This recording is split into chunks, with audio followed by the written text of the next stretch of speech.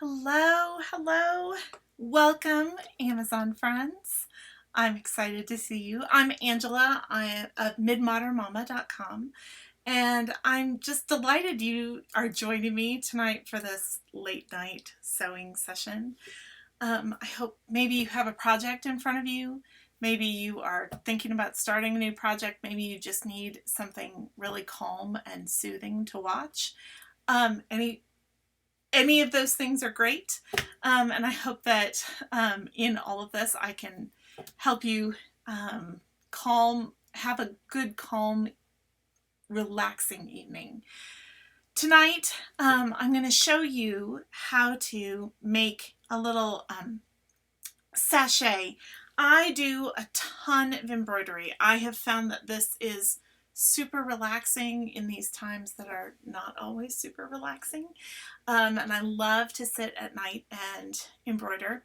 I have found myself with this crazy stack, and it used to be a lot bigger, of embroidered projects.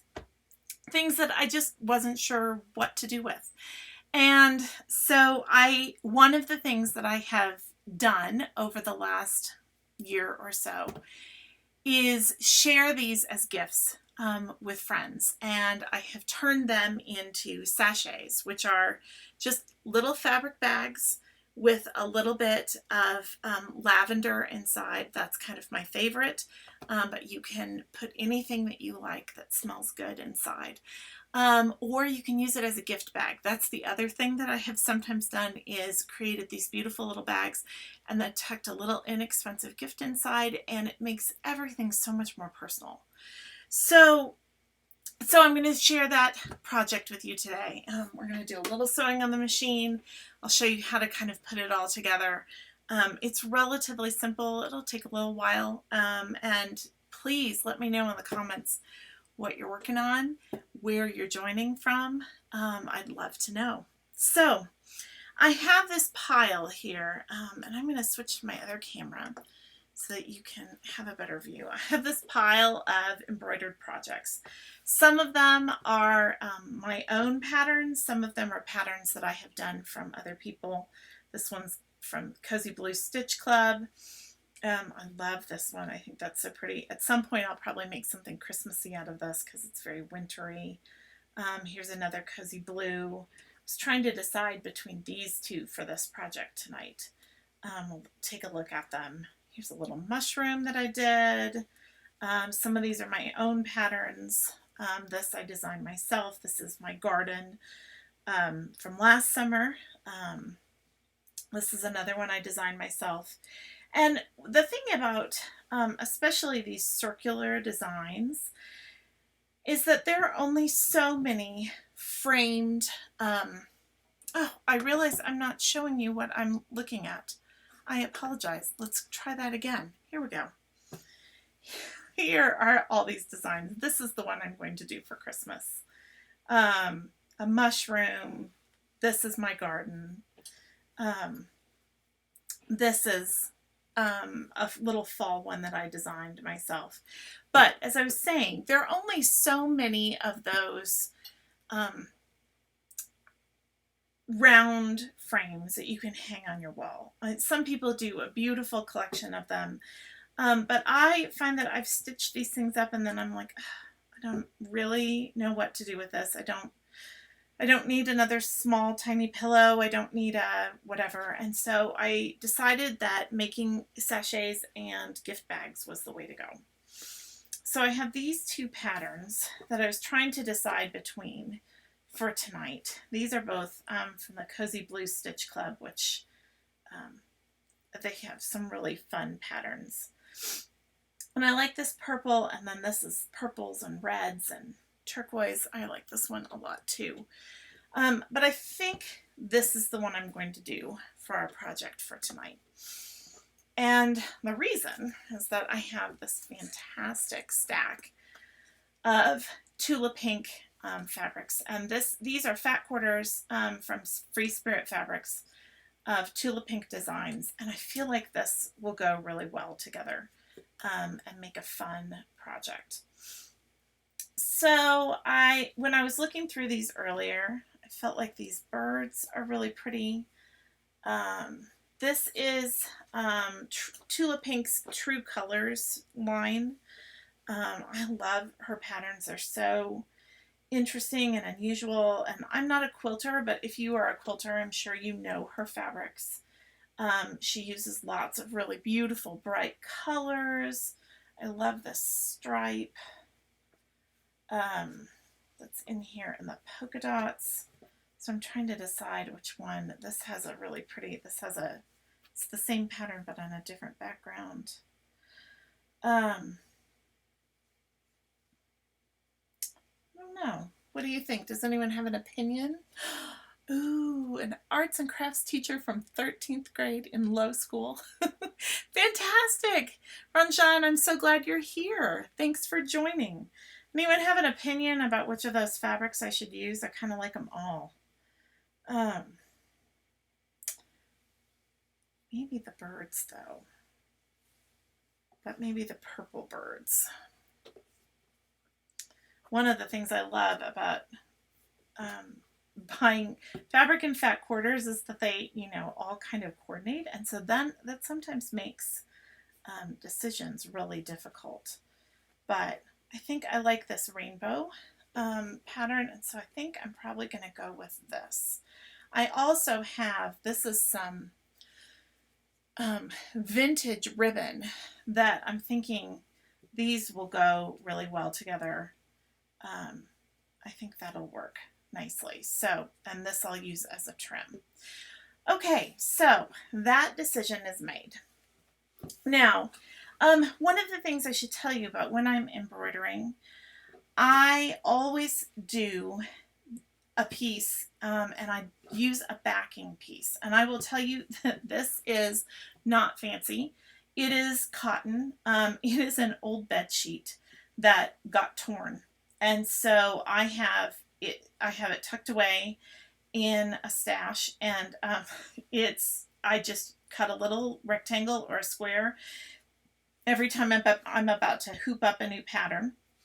And what it does, putting that backer on there, if you are an embroiderer, and maybe this isn't news to you, but it was a great discovery for me. It keeps all of the back, all the knots, all the loose threads, that kind of thing. It makes it really neat and tidy. Really neat and tidy. And so you don't see any of that from the front, because sometimes this front fabric will be transparent enough that that kind of shows through and it looks a little bit of a mess. So I highly recommend doing this. I learned that from somebody else, and it is a tip I'm going to pass along to anybody I can. So the first thing we need to do is kind of trim this up. And I'm just going to do a really rough job of this at the first pass. And then we'll come back and really make it tidy. But trim off these edges. And get that. And now I'm going to get my cutting mat, which is right over here.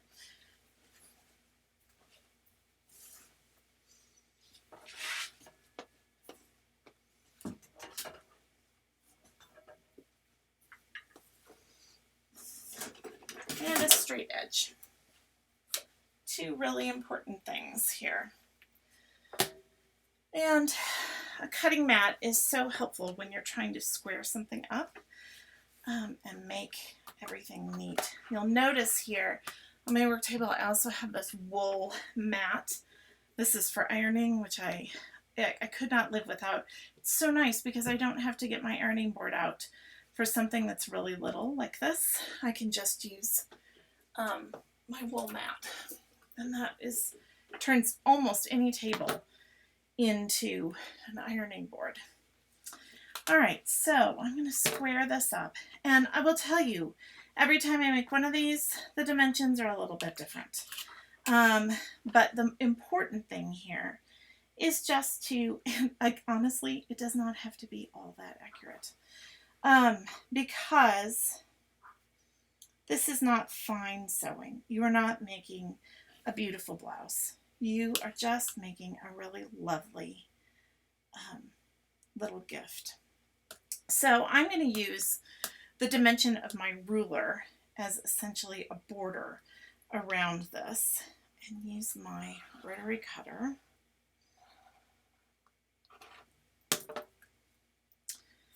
Just trim it off. So go up from the top and trim off that top edge. I love these rotary cutters. They are fantastic. Make everything easier. Okay, and this clear ruler is so nice. So here I don't have the same dimension because my last stitch is right here. So I'm going to come in and I'm going to decide that my side edges are going to be 1 inch from the last stitch. And because this ruler is clear, I can tell. Oof, I did not cut that straight. Let's see.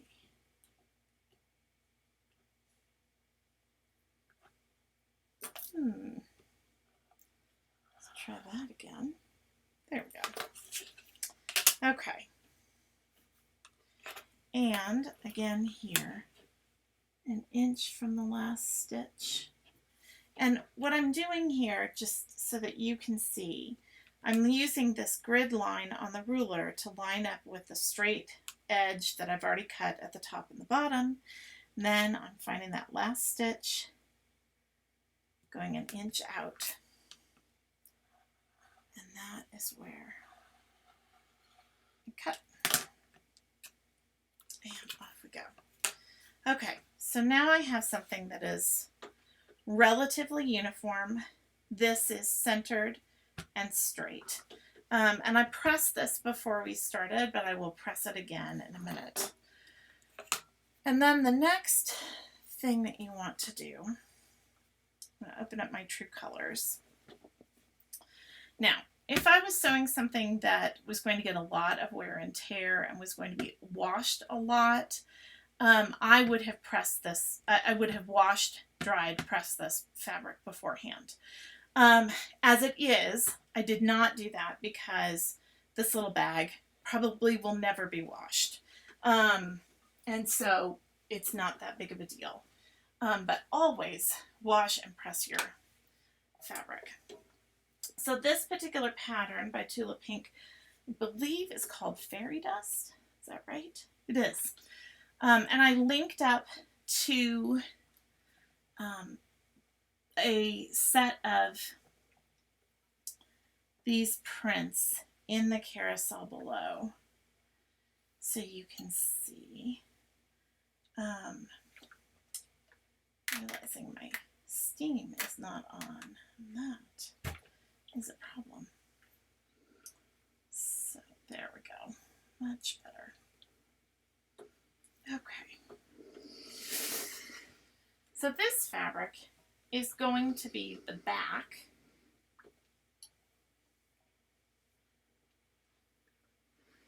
of this little bag. One of my goals this year for the holidays is to use as many recyclable and recycled gift wrap ideas as I possibly can. And so these little bags make a really great way to wrap a gift too, like I said before. All right, so now I'm going to lay out my fabric on here. And I've cut that little square, and now I'm just going to cut a square just like this out of the print. Just using my embroidered piece as a guide.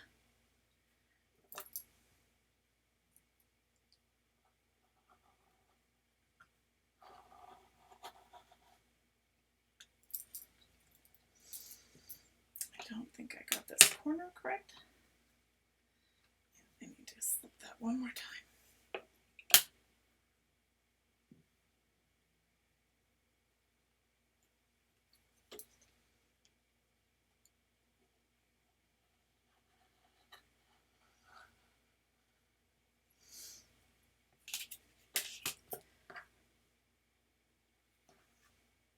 So is anyone else sewing tonight? Anyone doing anything fun? Are you making something? Is it nighttime where you are? Not even sure. Oh, all right, I just need to come back. Oh, that didn't cut right here. I actually think I need to replace the blades on my rotary cutter. I haven't done that in a while, and that makes a huge difference. Okay, so now I have the start of my little bag.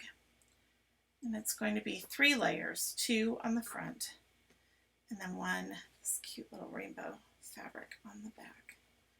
Just love this. Seems appropriate for the end of Pride, don't you know? All right, so there we go. Now, I don't know about you, but these little quilting clips are a revelation.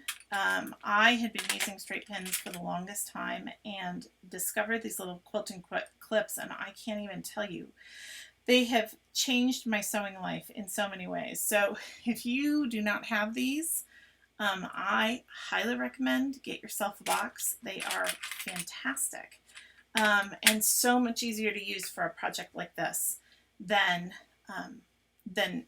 it is to use straight pins. So the next thing we're going to do is we're going to create a channel at the top. And this channel is where the ribbon, which will eventually draw the bag closed, that's where the ribbon is going to run. And I like to make this as easy as possible, but we're going to create the channel first, and then we sew the bag together. And there's a reason for doing that, but it also means that this really needs to line up well. So I'm going to put a clip here at the top because that is the top piece of that fabric.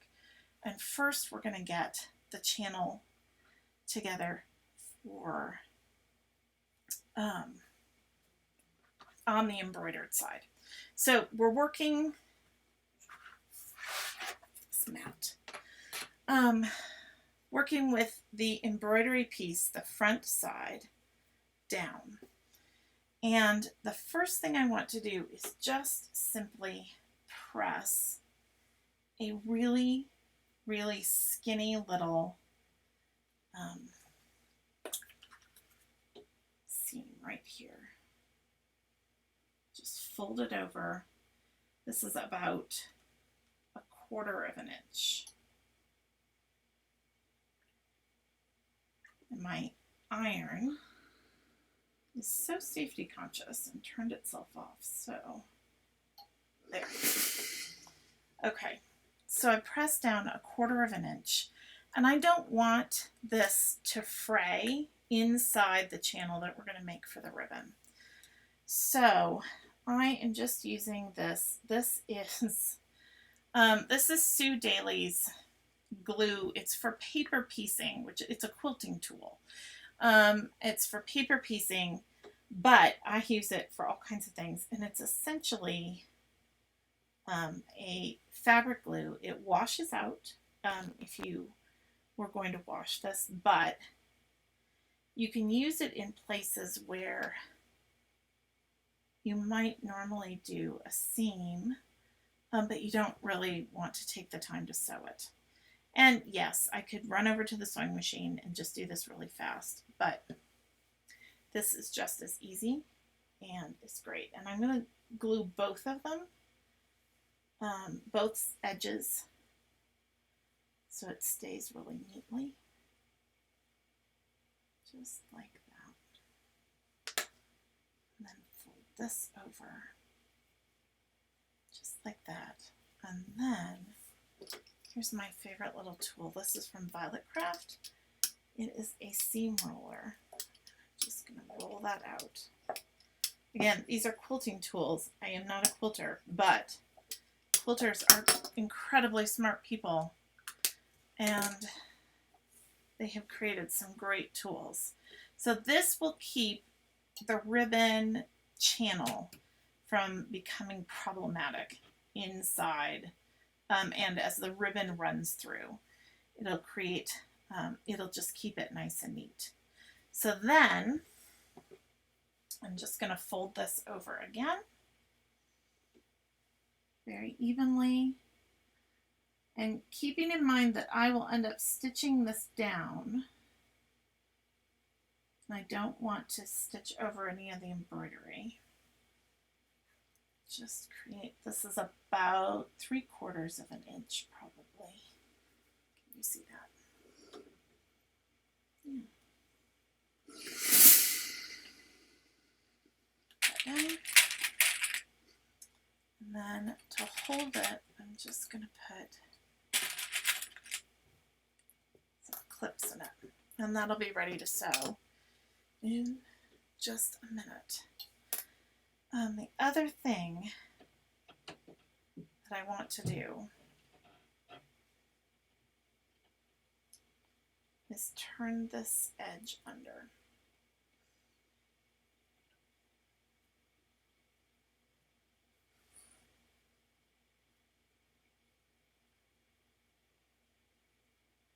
Because we don't want anything frayed coming out of the side. So we'll turn this edge under just a bit, and I'll come back to that in a minute. Okay, now on this piece I marked the top. So now we're going to do exactly the same thing, almost exactly the same thing. So first I'm going to press down that little 1/4 inch seam right at the top.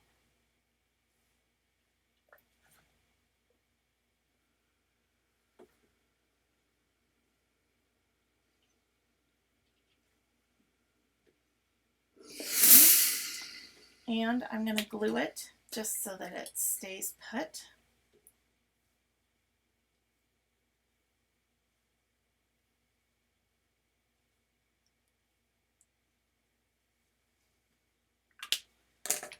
And then use my seam roller to get good contact here.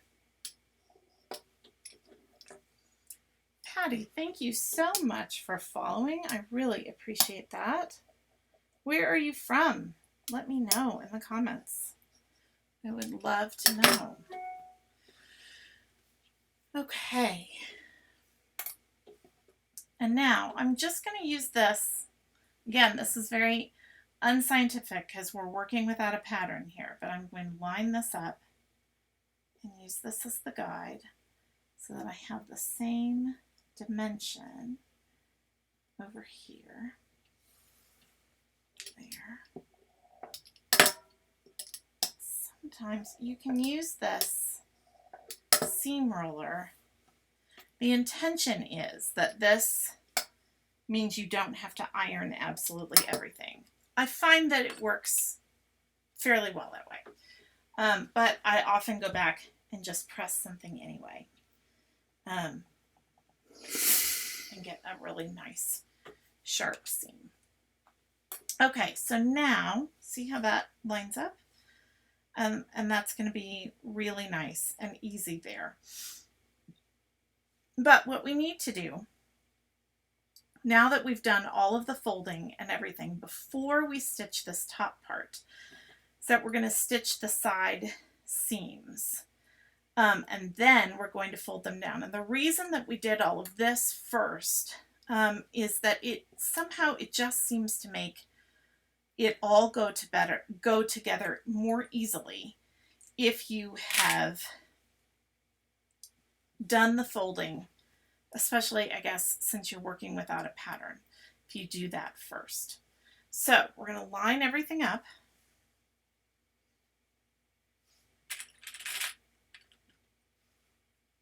And what I don't want to do here is sew these pieces together, because we're going to have a draw out each end, if that makes sense.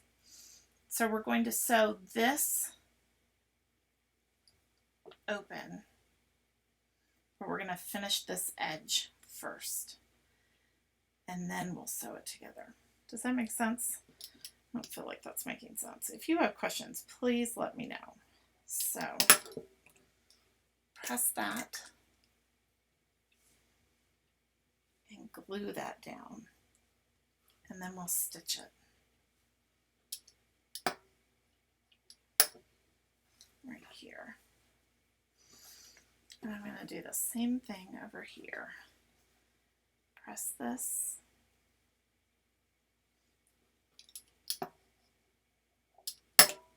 Glue it down.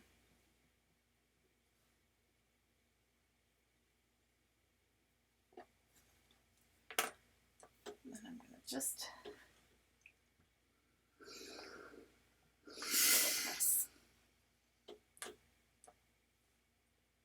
Okay, so you see how that works? I'm going to clip it closed again, largely for me. And I'm going to do the same thing over here. And again, this is like 1/4 of an inch. It's kind of the smallest seam that I can imagine over here, because all we're doing is keeping this from fraying when it all goes together.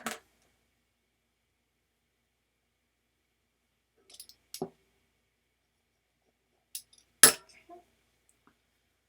That's one. You'll notice again, I am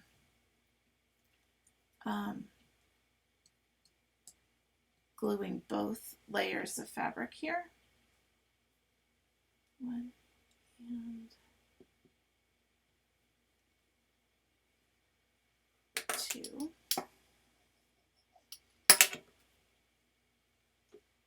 And then give it just the tiniest little press. It's not even terribly hot right now, but that'll keep it. Okay, so now that is all prepared, ready to go. The side is prepared too. Now we've got the right sides together.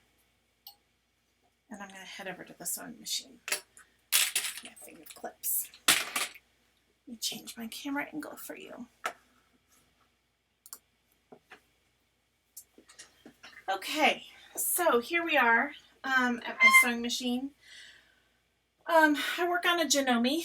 I have, since I learned how to sew, this machine is actually relatively new to me. And the link's in the carousel below. I absolutely love it. My husband actually bought it for me for Mother's Day last year. And I was a little nervous about someone who doesn't sew a whole lot picking out a sewing machine for me, but he did a great job. It's the QOV version. It's the 3160 QOV. I love it. It's designed for quilters. Again, I'm not a quilter, but that doesn't seem to matter. It's pretty fantastic, and I do a lot of sewing and really, really enjoy it. So it's really great. Also wanted to give you this little tip. So if you look in the carousel below, there is a paper towel holder in that carousel. So one of the things that I have always wanted to be able to do is buy thread in bulk, because it's a lot cheaper, especially for something like this, where basic white thread that we use all the time. But you can't use it on this kind of machine. This is the cheapest way and easiest way I have found to be able to adapt. So all this is a paper towel holder. You put the thread on here, and this is a cup hook, like a really simple cup hook. I'm going to move it so that you can see without unthreading. The cup hook is screwed into the top of the paper towel holder, and this one's made out of bamboo, so it was super easy. I just drilled a little pilot hole, put the cup hook through. The thread sits here, it goes up here, and then threads through my machine. And it is fantastic. I can use thread in larger quantities on these larger spools with zero problems. It keeps it threaded. It's fantastic. So I highly recommend this little easy hack for making your sewing machine work with big spools of thread. It's fantastic. Pudgy Boys, thank you so much for following me. I really appreciate that. That is a lovely thing. I'm so happy to have you as part of our little community here. Okay, so here's what we're going to do. I'm going to stitch together those little sides first. And then I'm going to sew the two sides together. And then we will sew the channel together. So you have to do this. I have done this incorrectly several times and had to pull it out because you have to think about the fact that the channel is going to be open on both ends, and so you don't want to sew there along there first. So let's start here.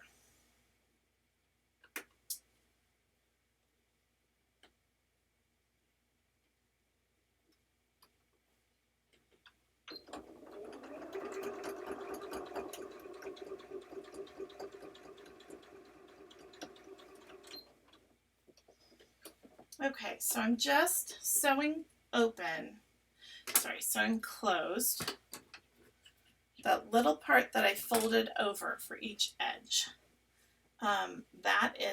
Those are the first steps. So right here on both of these edges.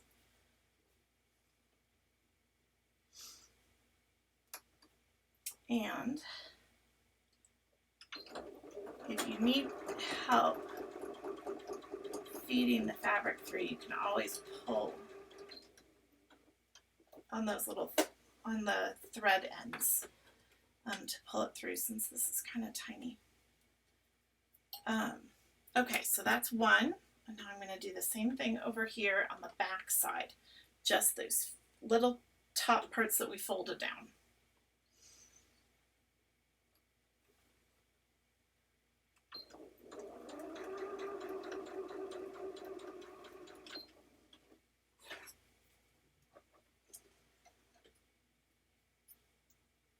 Snip them off. So one of the things about this machine that's taken me a little while to get used to is the fact that I don't have to use the pedal, which I've never had a machine that was push button before. And that is a really fun change, I have to say.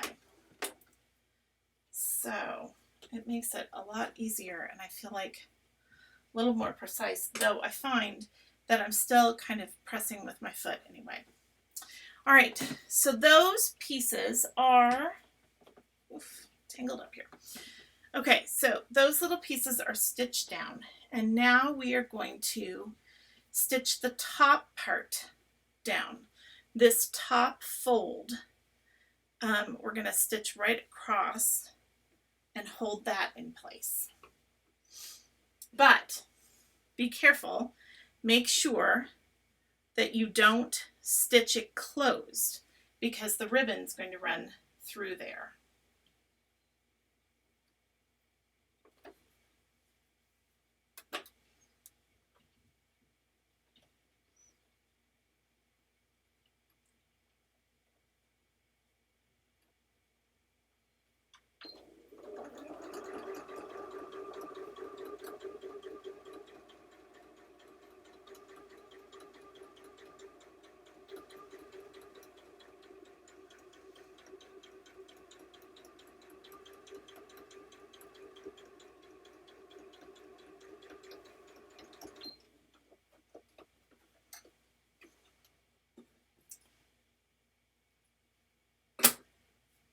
I'm stitching on the top.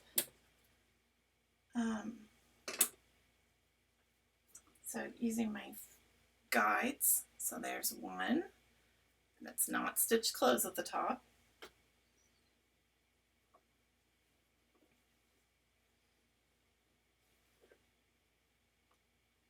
Got some excess thread here.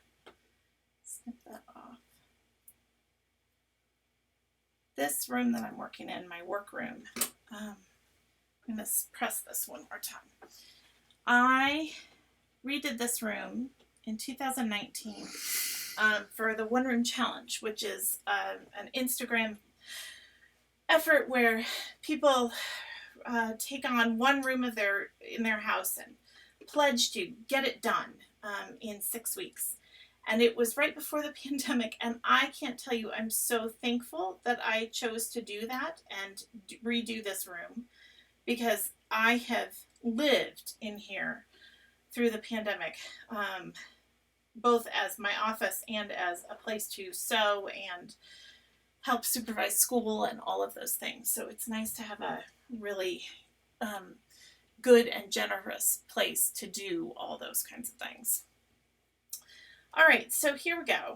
We're going to run this top stitch. It's not enjoying itself. Let's try that again. There we go.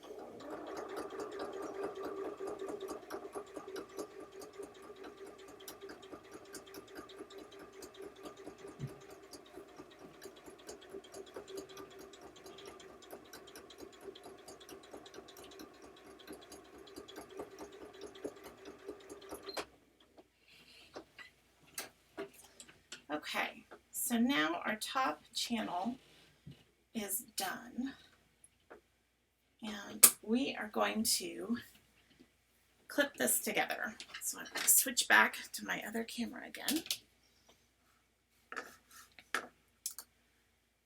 Okay, so now let's clip these together.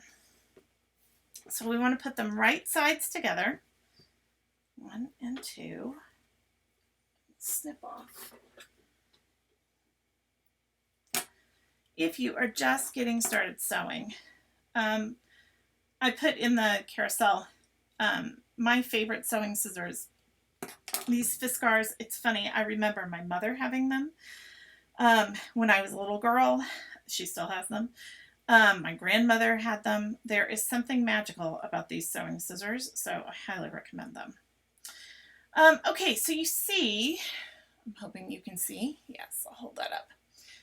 These little channels are perfectly matched, nice and even. And now we're going to sew together the rest of this little bag.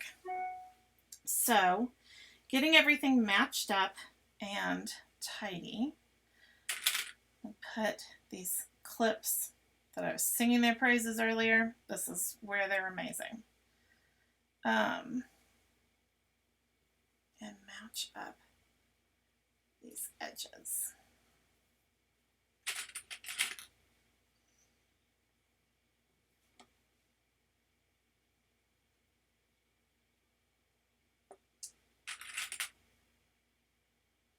I'm curious, how many of you sew, and what do you sew? That always is interesting to me. Anyone here who's a quilter or makes your own clothes? Oh my goodness, people who make clothes are kind of amazing to me.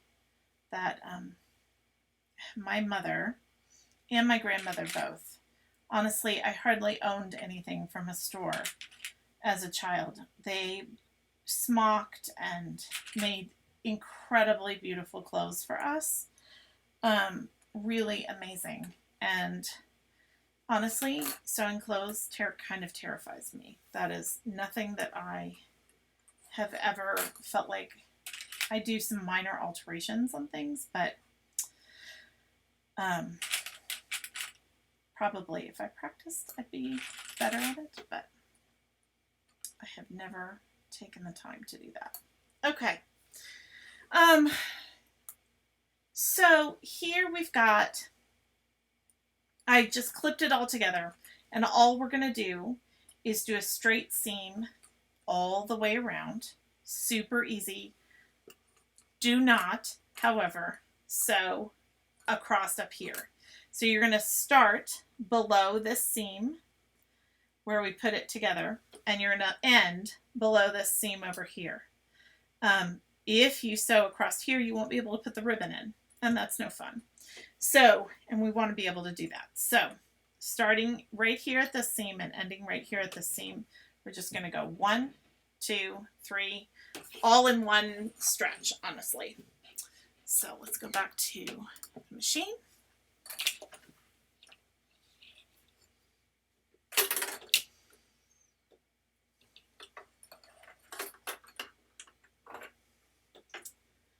I have this little bag Shouldn't even call it a bag. It's really a basket. Here, I made these, and I'm going to do a tutorial for how to make these because they are so fantastic. So I made these little containers 6 months ago, maybe a year ago. They are so great because, you know, when you're snipping threads, I put all my threads in here. This one is tiny scraps that maybe they'll be used for someday. They're all made out of these cute little Tula Pink fabrics. And they have, Renaissance Ribbons has a Tula Pink series of ribbons. They're all trimmed out with those ribbons. I linked to some of those things in the carousel just so you can see what they are. I love this little series, but this pattern has sewing machines on it. And this ribbon is a measuring tape, which I just think is so fun. But these just sit here and catch snippets of thread, and then I can take them and throw them away. And I love this one. It's kind of a weird shape and size, but it's actually perfect for catching clips when I take them off and I'm done. So, all right, so we get this lined up, making sure that I am not going to sew close that channel that we just made. And here I'm doing about, it's about a 1/4 inch, roughly, seam allowance here. Got some extra thread caught in there. But it's roughly a 1/4 inch seam allowance on all sides. And again, because your piece of embroidery or whatever you are going to turn into a bag may be different. Your dimensions may be slightly different, or maybe you like a 1/2 inch seam allowance, or you're super precise and you're going to do this by hand or something like that. This is really just, it's super easy. Every piece can be different, and yet the end result will be really beautiful. So here we go.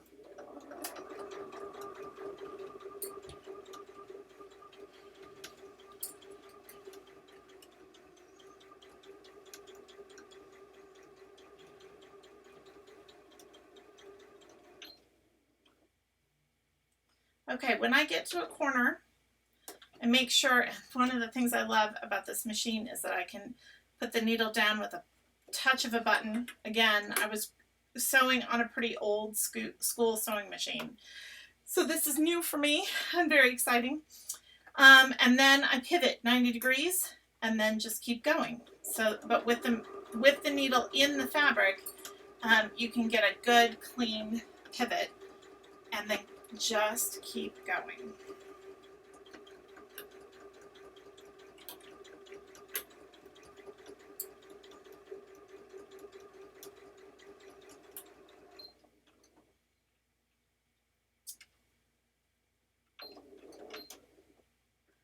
All right, lift, pivot, put it down again. Here we go. And again, as you're coming up this end, don't sew it shut.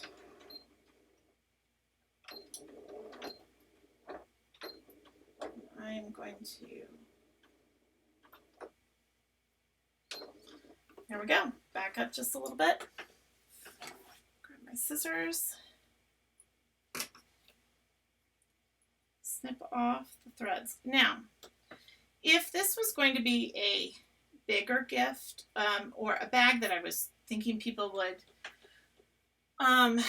use frequently and things would be in and out and all of that kind of stuff, you could totally make a lining for this. You basically make another bag exactly like this, and then you put one inside the other and tuck them, and it's super easy. And then you end up with a really nice, really nice little bag. But in this case, that's not what a sachet is all about. This is just going to smell really great. And I love the fact that the embroidery is purple. It's tulips, but it kind of looks like lavender. The back is purple, so it'll smell purple. It'll be purpley all over. Okay, so I just did this and didn't tell you what I was doing.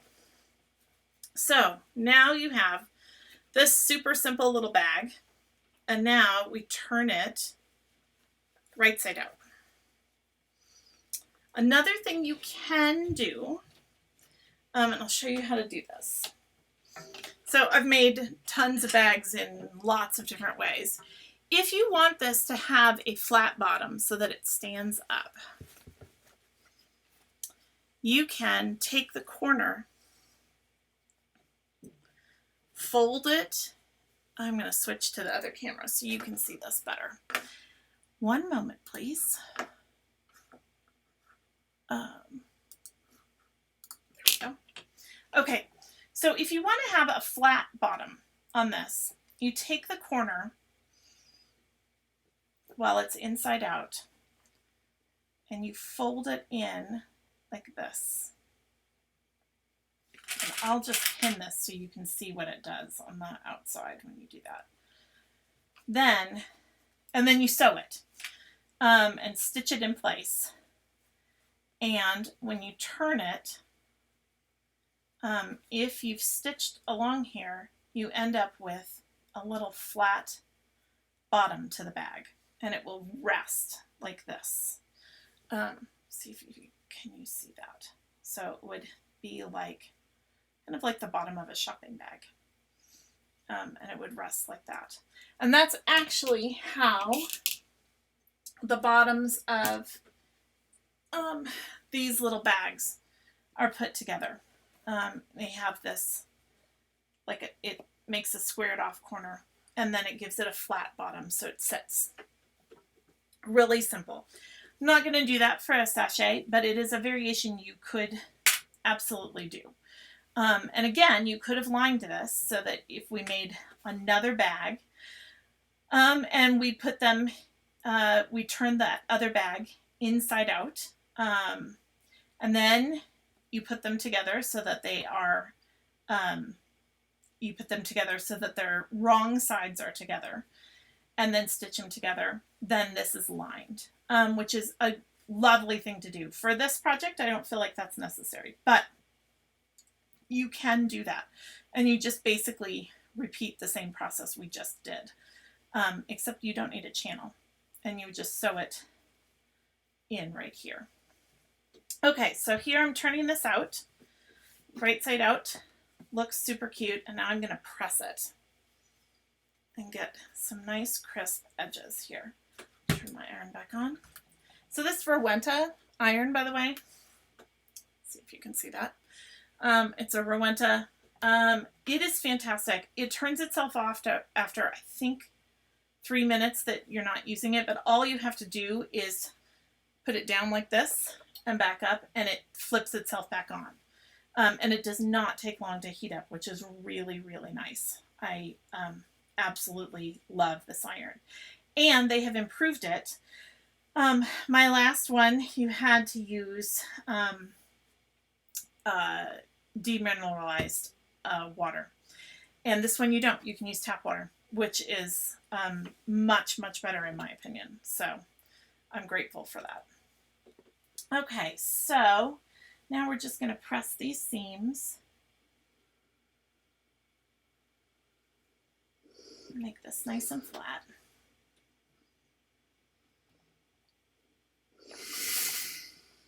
Okay. Pretty good.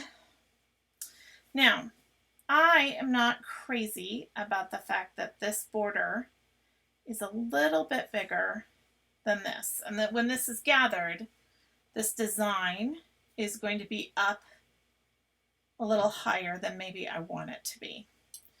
But that's a really simple thing to go back and fix. So I'm going to turn it back inside out.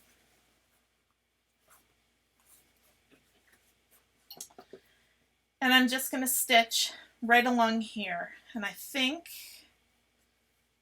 I will get a dressmaker's chalk.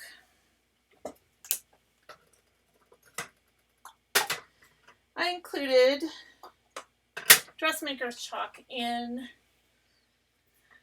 the materials in the carousel. If you sew and you don't have dressmaker's chalk, this is another thing that I just absolutely love. So I'm going to reduce this just a little bit. You can use erasable ink too, but I find that dressmaker's chalk, I just feel like, I don't know, somehow I use that a lot more. Okay, so I've got a line now. I'm going to run and stitch that up really fast.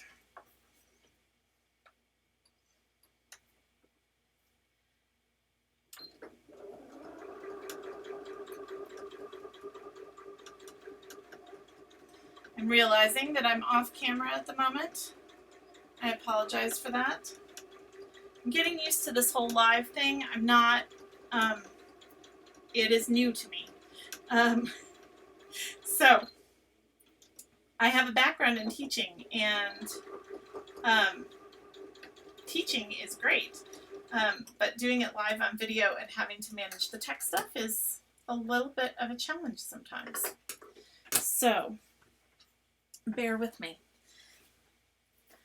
Okay, so off camera, there we go. All I did was sew right along that blue line. And now you don't even have to do this. It depends on how you're going to use this bag. You could just tuck that in the bottom and it would actually be kind of reinforcement on the bottom. But I'm just going to snip that off. And yeah, now the proportions of the bag are a little bit better. So that's the thing about kind of making things up as you go along. Sometimes you have to go back and make an adjustment.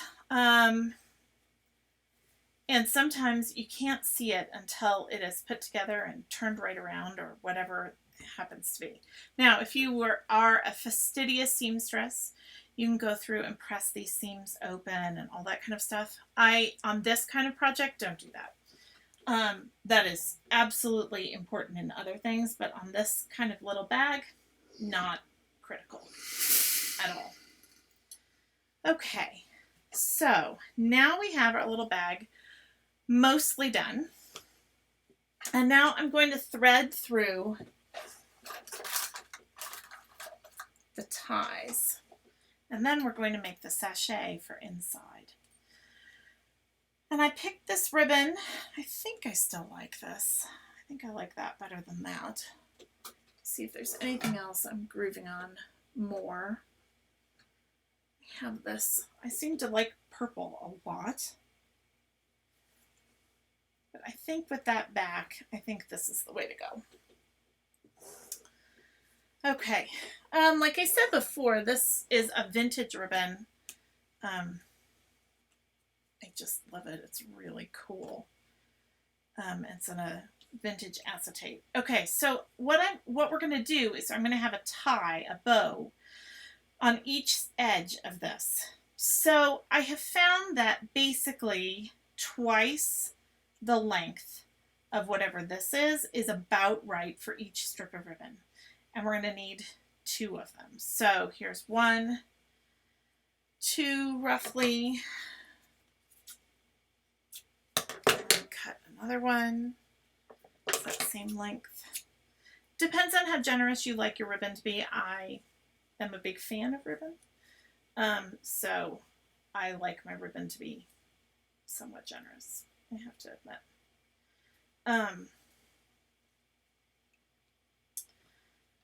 Okay, so there's another way to do this too. This way is maybe even cooler, so maybe I'm going to show you this, this way to do it. So you can just thread 1 piece of ribbon through the front side, 1 piece of ribbon through the back side, and tie a bow on each side. Totally fine. But there's this other cool way to do it, which I think is really, really effective. So I'm going to put a safety pin through the end.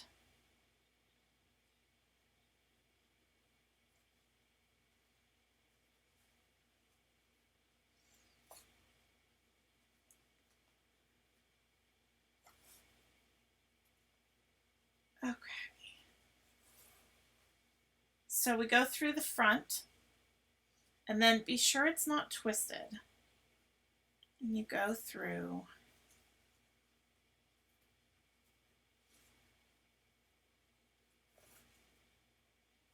the back.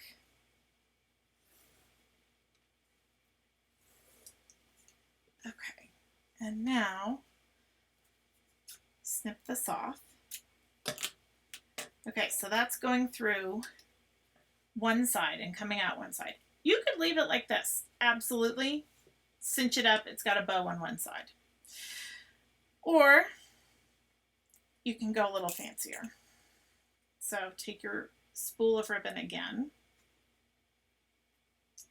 safety pin on. We're going to go back through the other way. And in this case, okay, so I'm going to twist the ribbon so that it's, see how I have two sides? So on this side, I have the purpley on the top and the pink on the bottom. This going this direction, I'm going to do it the opposite. And that is just because I can, because this ribbon is cool and it goes that way. So I'm going to go back through. And the trick here is just be careful that you're only pulling the ribbon you're actually threading through and not the ribbon you already threaded.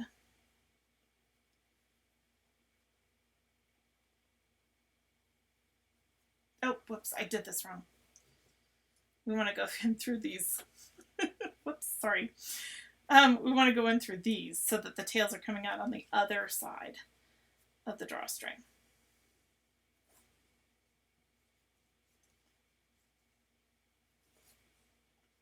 Thankfully, that wasn't a hard thing to fix. Okay, so that's going out this side. Lots of ribbon here at this juncture. And then go back in here.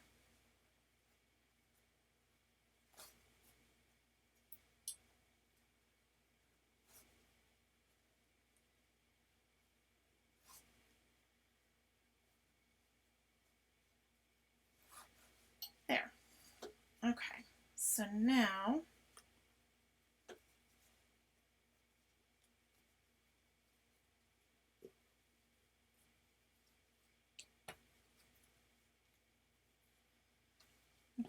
I have two tails here. Oh, what happened? There we go. Two tails on this side.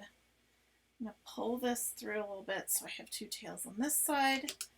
They're roughly even. Undo the safety pin. And wind up my vintage ribbon again. After doing all of that, your ribbon might be a little wrinkled, and you can certainly do a little final pressing on this.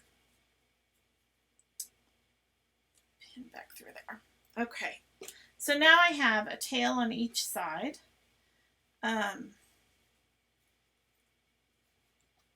Super fun. So when you go to cinch this closed, which we will do in a little bit, you pull on both sides, and then you tie bow on each side. So here you go. You have a bag here, and if you have a little gift, you have a little something for someone special in your life, you can just tuck it in here.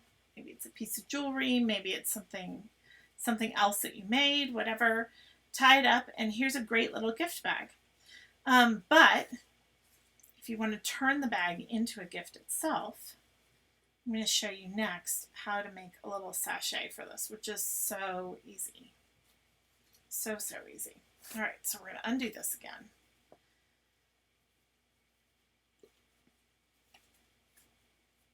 And I'm going to press that out just a bit. Oop. Just press some nice big wrinkles into that. That's not good. If you are just joining us, I will tell you that the best sewing thing, I was saying this earlier, the best sewing thing I have purchased in the last year is this wool pad. It's in the carousel below. It turns my table into an ironing board. And it's meant for sewing and all kinds of other things, quilting wise, that kind of thing. But I love the fact that it turns my table into an ironing board, and I don't have to have my ironing board up all the time when I'm sewing. I think that's fabulous. Okay, so now we're going to make a little sachet bag to go inside. And I'm going to go back to my fabric. And I think I'm going to use this again, though I could, going back to my Tula Pink fabrics, maybe this is an opportunity to use a different pattern. So these are by Free Spirit. These are Tula Pink patterns.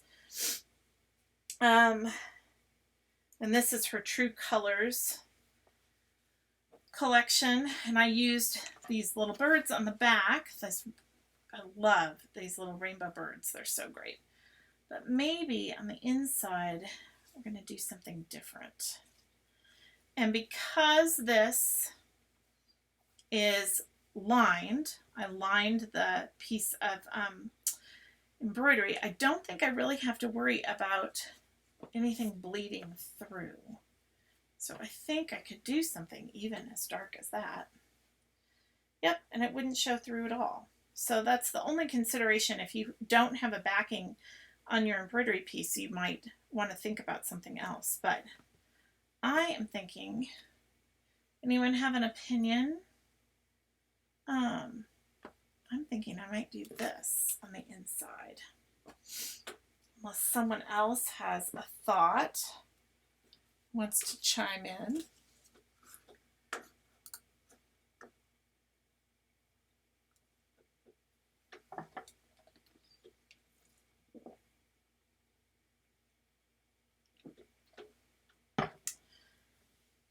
I kind of think I am liking the floral or the geometric. I love this geometric. And what's really cool, if you're making something larger, you get this whole gradation rainbow. I think this is just so pretty. But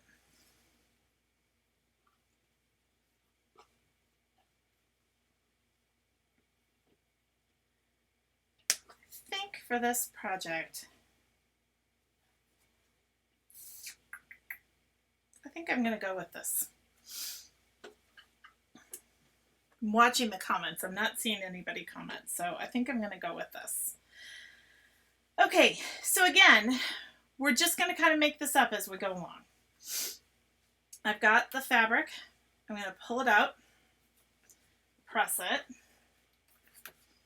And again, if this was something where we were going to be washing it all the time and it was going to go through and be used in a different way, I would absolutely have washed and pressed all of these fabrics beforehand,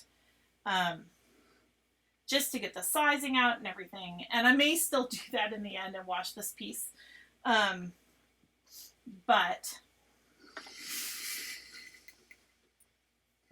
frankly, I wanted to show you how pretty all these fabrics are together. Okay, so now I'm going to use this as my template. And we're going to go on the back.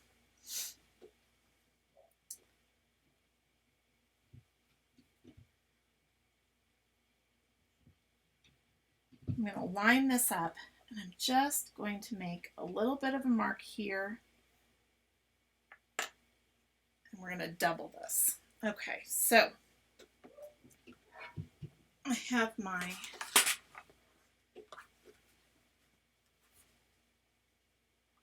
cutting mat here.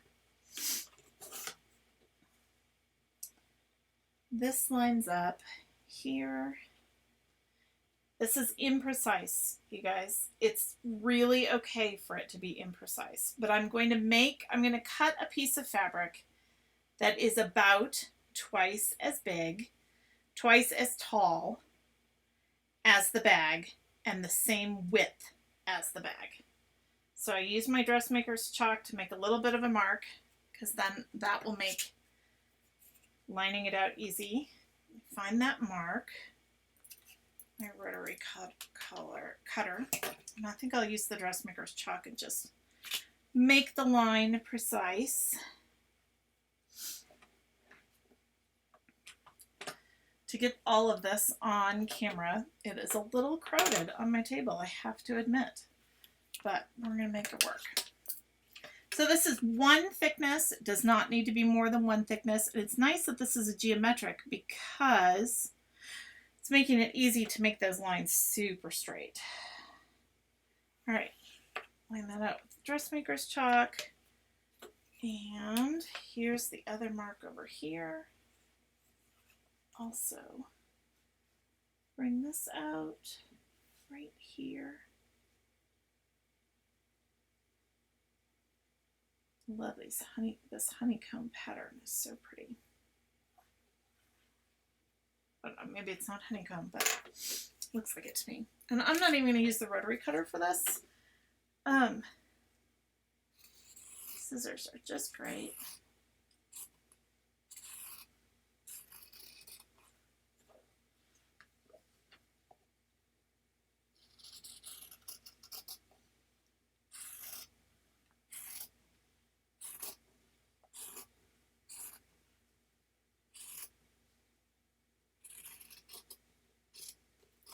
Right on that line.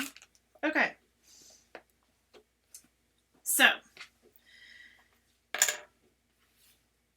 now I have basically my pattern. And we are again making a little bag. And in this case, I'm going to do this even more simply than I did the last. I'm going to iron that, press that seam.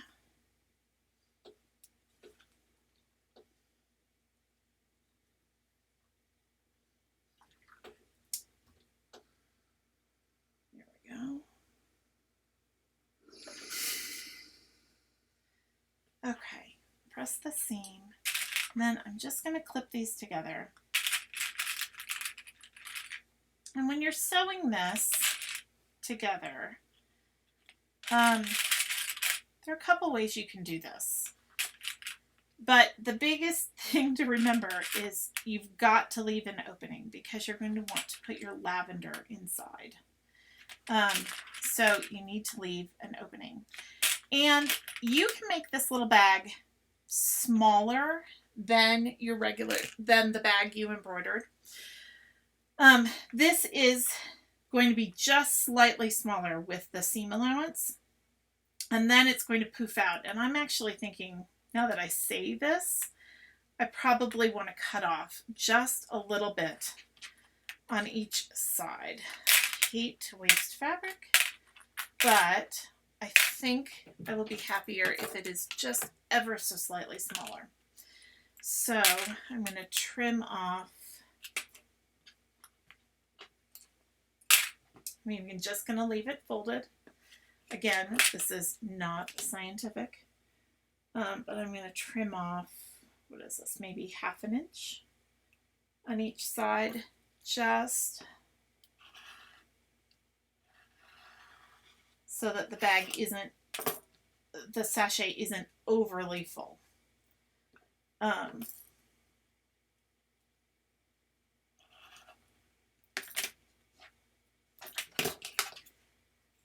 And off the top too.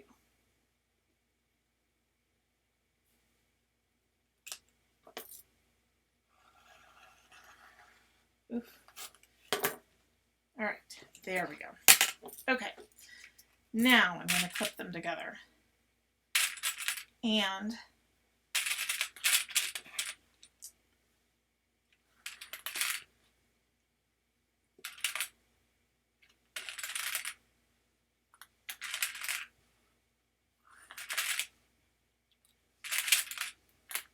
if you are an incredible seamstress, which you may be, you probably don't even need to clip these. But I like it. It doesn't slide. It's really handy. And I'm going to use that. You can do it two ways. You can either just make an X with your dressmaker's chalk, or easier even, it's just to safety pin it closed. And that safety pin is the reminder, don't sew here. And that leaves a little opening. I always put my opening, just so you know, along the folded edge. I don't know why. I just always do. I put my opening on the folded edge. And so I'll end it off right here. And then this will be open. And then we'll stitch that closed once everything is full. So let's switch back over to the other camera. Over here. And let's sew this closed.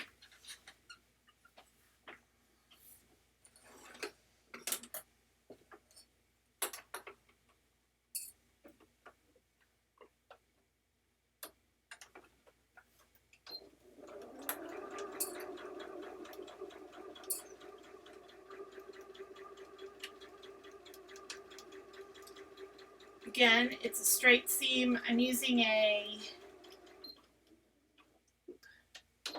needle down. I'm using a quarter inch seam allowance on this. So really simple.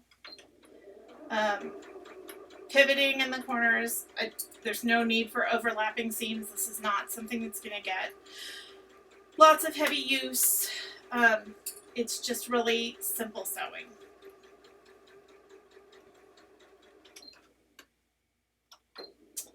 Simple sewing, and I was talking and need to back that up a little bit. There.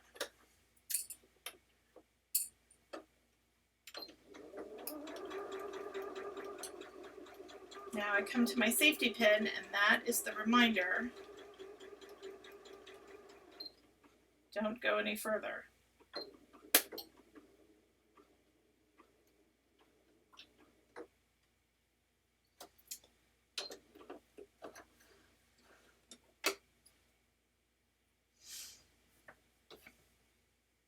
I know for anybody who has had a really great sewing machine for a long time, this revelation that you can sew with a push of a button and not have to back up and go forward and all of those things at the end of your sewing, that is all new to me because the sewing machine is so great. But for those of you who have been in the modern world a little longer, lucky you. I just got this last year, so I've only been sewing on this a little while. Okay, so now I am turning. I didn't even tell you what I was doing. We're going to take this little bag and that opening, we're going to turn it right side out.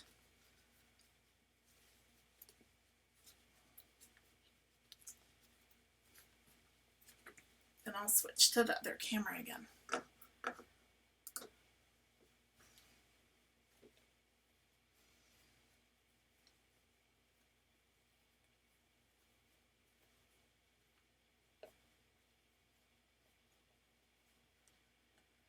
Okay, so this is all ready, and now you have this cute little bag.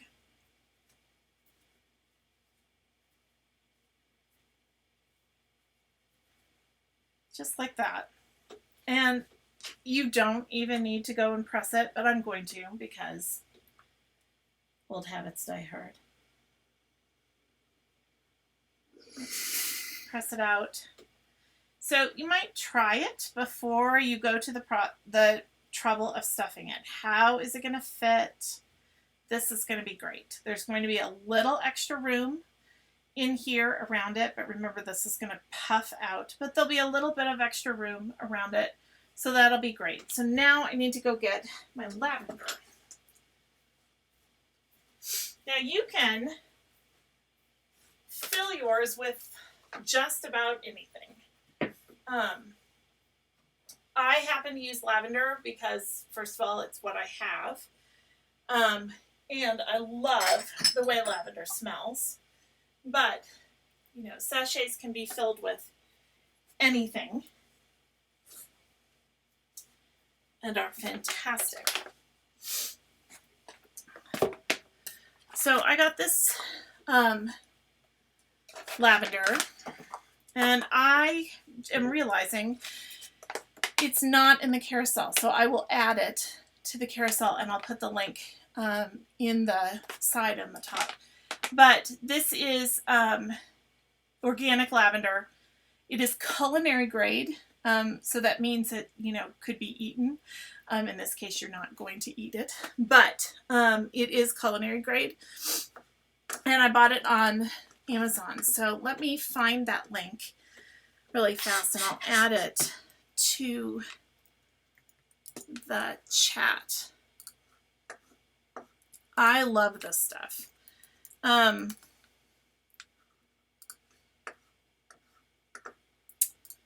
it comes in this little bag.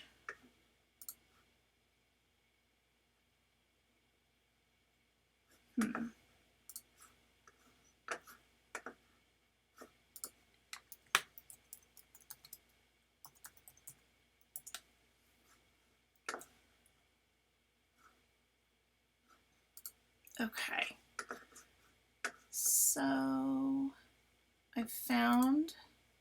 I'm adding it to the list that I've created for this project, which is called sewing, let's see, my favorite sewing supplies. So it's there, but I'm also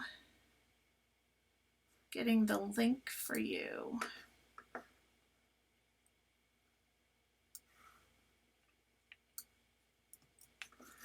And I will put it right in the chat.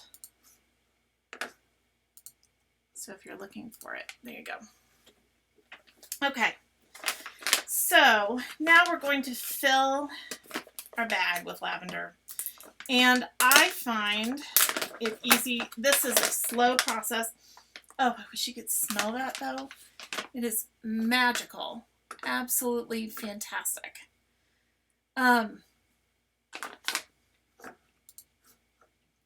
But I find that using a funnel is the best way to go.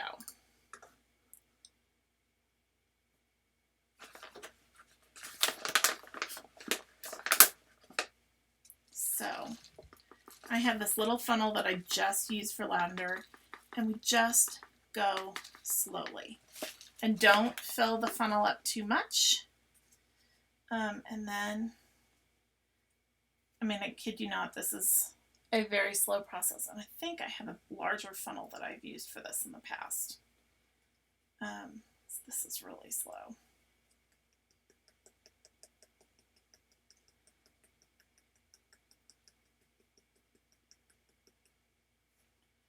Can't make you sit here all day. Well, that is really slow. So let's go like this.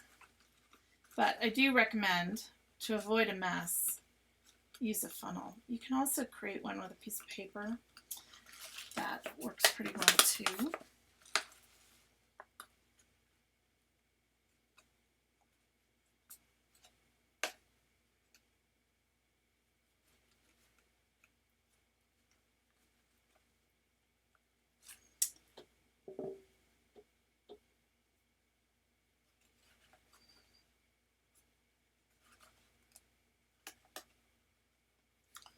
I'm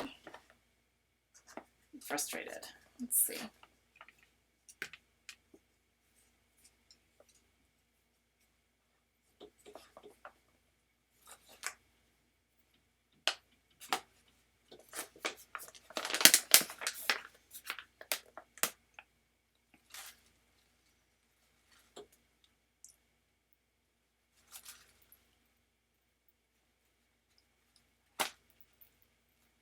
Ugh.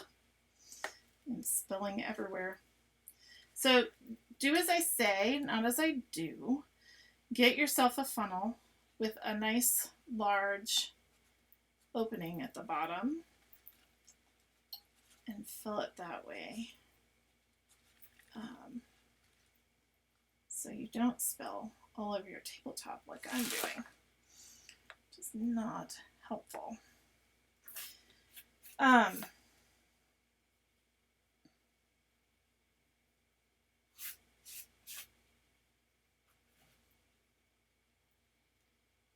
You could also do what I'm about to do, which is open this up, fill it, and then close up an entire side. And that is another quick solution. The only reason I'm doing that instead of going and finding a funnel that is bigger is to save time. So just going to open this up with a seam ripper, and then we'll just close up the side altogether. And that is fine too. But the other way is a little more elegant.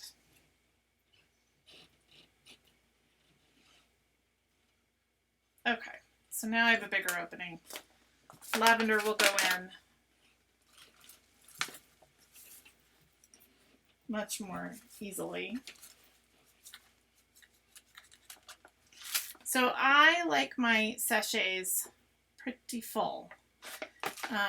And in fact, if I had more lavender, which I don't happen to have, I would fill this even fuller than I'm going to. But I fill it pretty full. I'm going to scoop this up. You love a good flexible mat because it can be easy to clean up a little mess like this too.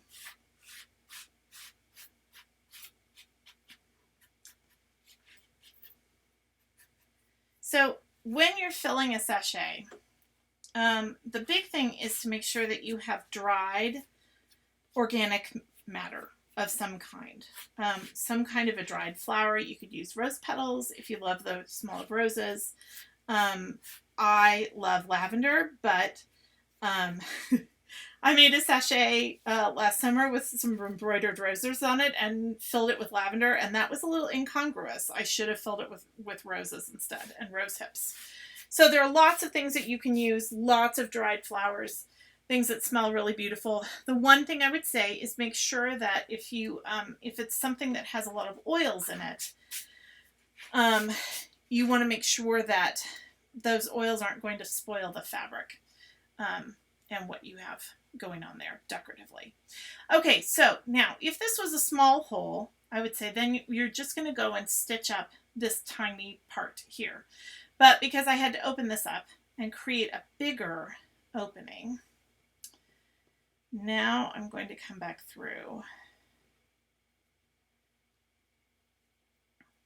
and I'm actually going to just tuck this under. And because I don't have as much lavender left as I would like, I am going to just tuck this inside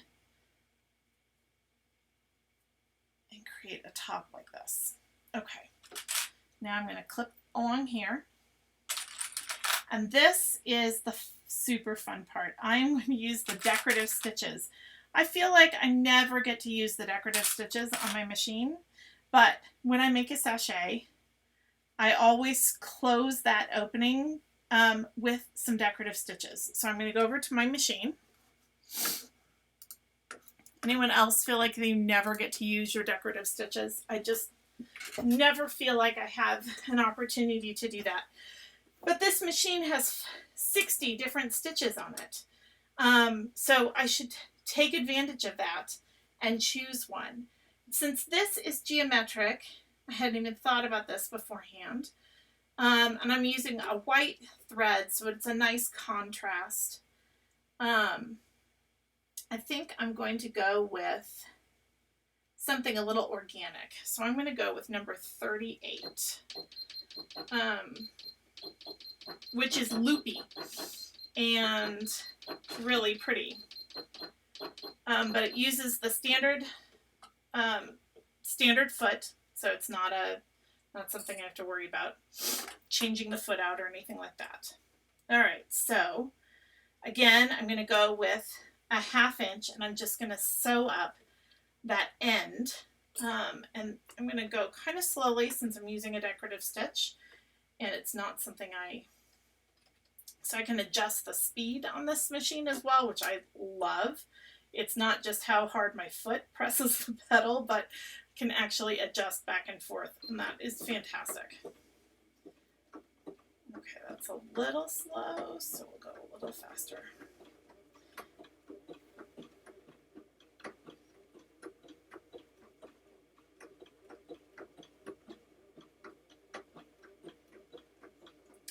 So this is making some kind of little loop-de-loops.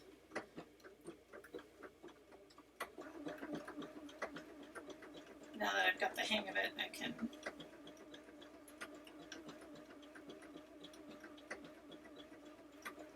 go a little faster.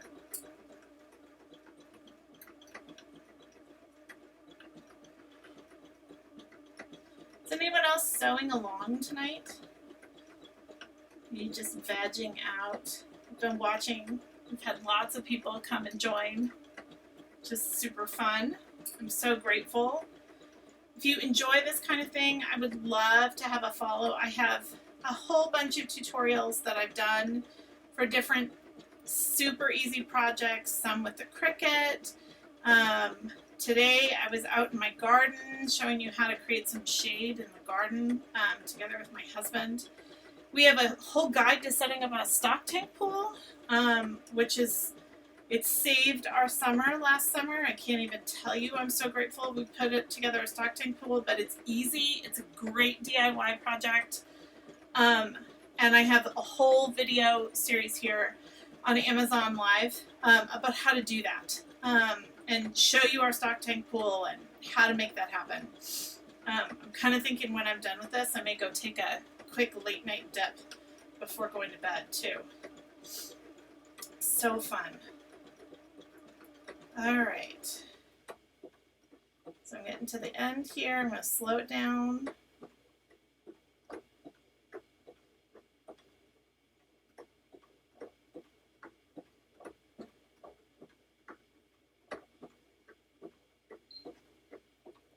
Stop. Here we go. Snip off these threads.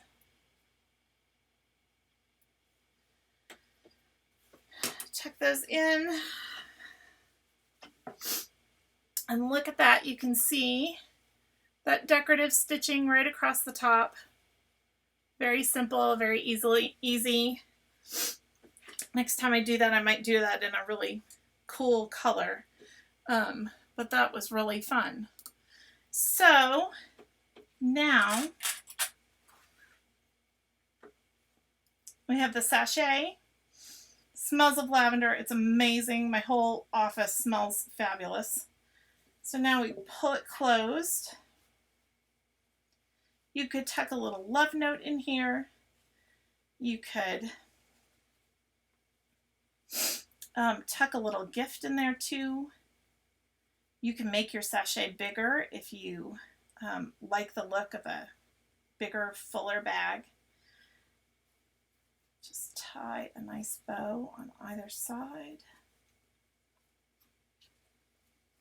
So I made one of these for my mom and one for my grandmother last summer. And I know my mom hung hers in, ooh, this needs to be pressed a little bit. My mom hung hers in her closet. And so her closet smells of lavender every time she opens it, which is really lovely. I have one in my underwear drawer. It smells really great. And then if you need to refresh it, you can just stick the little sachet bag in the microwave. And it will kind of reactivate the oils that are in the lavender and make it smell fantastic again. All right, so now we can snip these, and if you are a regular seamstress, you probably know this trick, but if you are new to sewing, if you cut your ribbons at an angle like that, and this little V, they're much less likely to fray and come kind of unraveled. So I always do that. You could also, if you really wanted to, stitch these ribbons. Oh, whoops, I did that the wrong way. There's one.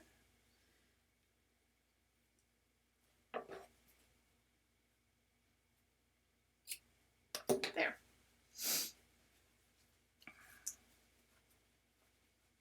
And there you have it. Pretty little sachet bag.